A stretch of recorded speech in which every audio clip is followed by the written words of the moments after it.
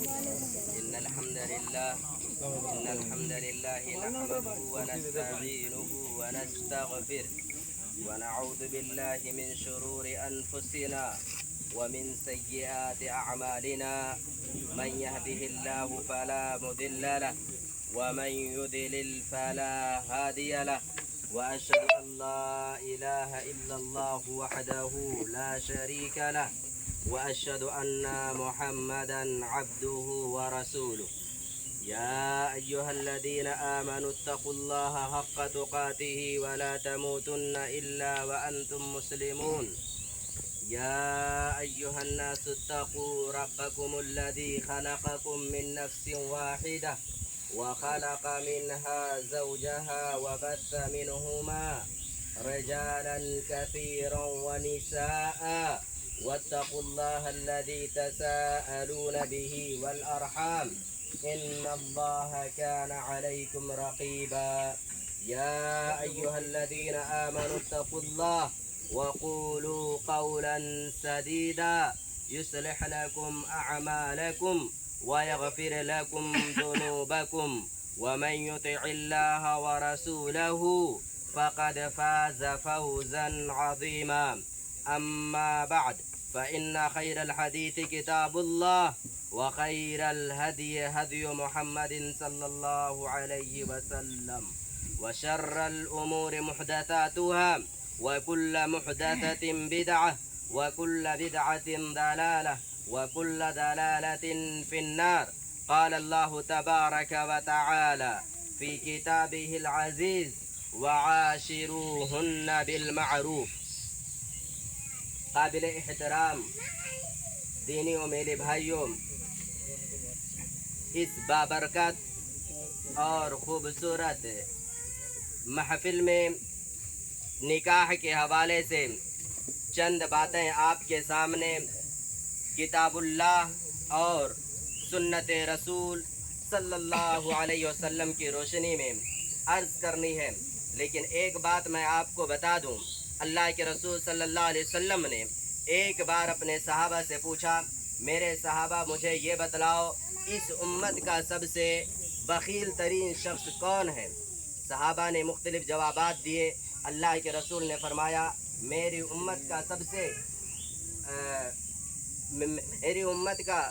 سے بخیل شخص وہ ہے جس کے سامنے میرا نام آئے اور وہ شخص مجھ پر درود نہ بھیجے. اس وجہ سے جب بھی رسول اکرم صلی اللہ علیہ وسلم کا نام آئے تو ہم تمام لوگوں کی دینی ذمہ داری ہے کہ ہم آپ صلی اللہ علیہ وسلم پر درود بھیج دیا کریں. عرض آپ کے سامنے یہ کرنا ہے کہ یہ نکاح ایک عبادت ہے اور شریعت نے اس عبادت کے کچھ اصول اور ضابطے بتلائے ہیں. یہ رشتہ جو نکاح کی شکل میں وجود میں آتا ہے، دو چہرے ہوتے ہیں، دونوں اجنبی ہوتے ہیں، دونوں نے کبھی ایک دوسرے کو کبھی دیکھا نہیں ہوتا ہے، لیکن اسلام نے شادی جیسا بابرکت ایک طریقہ ایجاد کیا ہے جس کو اپنا کر کے انسان اپنی زندگی کی مکمل طور پر حفاظت کر سکتا ہے. ظاہر سی بات ہے، ایک طرف شوہر ہے، ایک طرف بیوی ہے، دونوں کے الگ الگ حقوق شریعت نے بیان کیے ہیں.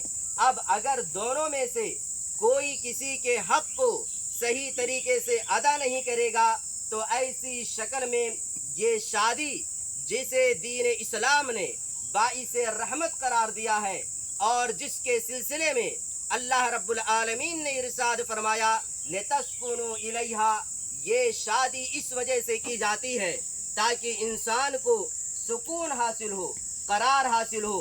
جب دونوں طرف سے کسی بھی جانب سے آپسی حقوق کی ادائیگی میں کوتاہی کی جائے گی تو پھر ایسی شکل میں وہ زندگی سکون کے سانچے میں کبھی بھی نہیں ڈھال سکتی ہے.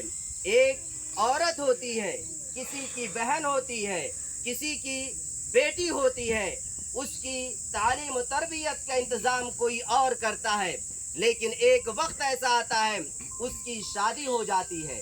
شادی ہونے کے بعد میں وہ کسی اور کے گھر روانہ کر دی جاتی ہے.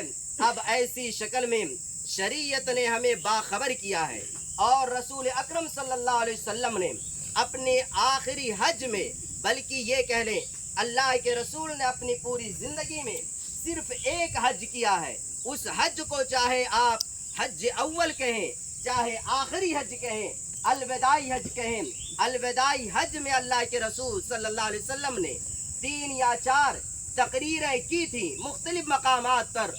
उन चारों तकारीर में जो पैगामात आप सल्लल्लाहु अलैहि वसल्लम ने अपनी उम्मतियों के सामने पेश किए थे, उन्हीं पैगामात में से एक पैगाम आपका ये भी था कि ऐ दुनिया के इंसानों, तुम औरतों के ताल्लुक से अपने दिलों में रब्बुल आलमीन का खौफ पैदा करना। कहीं ऐसा ना हो कि ये औरतें तुम्हारे घर आएं और फिर तुम ऐसी शक्ल में उन पर जुल्म व ज्यादती करो, उन्हें परेशान करो, उन्हें तंग करो, बातों बातों पर मामला यहाँ तक पहुँच जाए कि तुम उन्हें अपने घरों से अलग कर दो। शरीयत इस बात की इजाज़त नहीं देती है, बल्कि इस सिलसिले में इस रूए ज़मीन का सबसे खतरनाक मखलूक जिसे हम और आप इबलीस के नाम से जानते हैं, इबलीस को मालूम है सबसे ज़्यादा खुशी किस वक्त होती है। सबसे ज़्यादा खुशी उस वक्त नहीं होती है कोई इंसान किसी इंसान को नाहक मार डाले। सबसे ज़्यादा इबलीस को खुशी इस बात पर नहीं होती है कोई इंसान नमाज ना पढ़े, कोई इंसान ज़कात ना दे, कोई इंसान शरीयत की दीगर तालीमात पर अमल ना करे। इबलीस को सबसे ज़्यादा खुशी उस वक्त होती है जब उसका कोई हवारी आकर के इबलीस से कहता है, आज एक घर था और उस घर में मियाँ और बीवी थे, उन दोनों को मैंने अलग अलग कर दिया, पूरे घर को मैंने तोड़ करके रख दिया। उस वक्त इबलीस अपने उस मानने वाले को अपने सीने से लगा करके थपथपी देता है, शाबाशी देता है। इस वजह से जिंदगी में कैसे भी हालात आ जाएं, लेकिन एक ऑप्शन कंप्रोमाइज का हमेशा रखना चाहिए ताकि किसी को तकलीफ ना पहुंचे और ये पूरी जिंदगी सुकून के साथ गुजर जाए। अल्लाह रब्बुल आलमीन ने फरमाया, वआशिरूहुन्ना फिल मारूफ, ऐ दुनिया के इंसानों, इन खवातीन के साथ तुम्हें हुस्ने सुलूक करना है, इन पर ज्यादती नहीं होनी चाहिए। ये तुम्हारे घर पर एक गुलाम की हैसियत से नहीं आई है कि एक औरत रहे, घर के अंदर 20-20 अफराद हो, 30-30 अफराद हो, उस एक बेचारी औरत को लगा दिया जाए पूरे घर की जिम्मेदारी संभाले, कपड़ा धुले और ना जाने कौन कौन सी जिम्मेदारियां हैं जो आज हमारे माशरे के अंदर लोग औरतों से लेते हैं। ऐसे लोगों को अल्लाह रब्बुल आलमीन से डरना चाहिए। अगर आज आपसे सवाल नहीं किया गया तो याद रखें आप उसे परेशान कर रहे हैं, तंग कर रहे हैं। आज नहीं तो कल अल्लाह रब्बुल आलमीन के सामने आपको लाजमी तौर पर जवाब देना होगा। इस वजह से दोनों तरफ के लोगों को हमेशा समझा करके रखना चाहिए और ये कहना चाहिए कि वो दोनों आपसी दो हुकूक होते हैं, उनको अदा करें ताकि ये पूरी जिंदगी सुकून के साथ गुजर सके और इसी तरीके से एक नेक माशरा वजूद में आ सके। अल्लाह रब्बुल आलमीन से दुआ है, इलाहुल आलमीन तू हमें किताब व सुन्नत की रोशनी में निकाह करने की तौफीक दे। इलाहुल आलमीन तू हम तमाम लोगों को रसूल अकरम सल्लल्लाहु अलैहि वसल्लम को अपनी ज़िंदगी के तमाम शोबे में उसवा और नमूना मानने की तौफीक दे, आमीन। एक बात आपसे ये अर्ज करनी है, अमूमन निकाह के बाद लोग दुआ हाथ उठा करके इज्तिमाई तौर पर दुआ मांगते हैं, ये तरीका सही और दुरुस्त नहीं है। निकाह के बाद जो शरीयत ने हमें लफ्ज़ दिया है कि जिसकी शादी हो रही है उसके लिए जो लफ्ज़ आपको इस्तेमाल करना है वो है बारकल्लाहु लक व अलैक व जमअ बैनकुमा फी खैरिन। जिसकी शादी हो रही है आप इसे बारकबादी का इन अल्फाज के सहारे पैगाम दे दें। इसके अलावा कोई और काम शरीयत में निकाह के मौके पर साबित नहीं है। वस्सलामु अलैकुम व रहमतुल्लाहि व बरकातुहू।